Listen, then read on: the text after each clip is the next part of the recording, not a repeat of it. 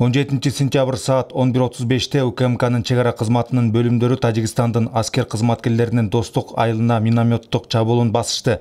Бул тууралуу чегара кызматы билдирет. Маалыматка ылайык андан кийин саат 12:30дан 12:35ке чейин тажик тарап Баткен районунун 4 көчө аймагында Кыргызстандын Ички иштер министрлигинин ички аскерлеринин позицияларын жана бөлүктөрүн аткылашты.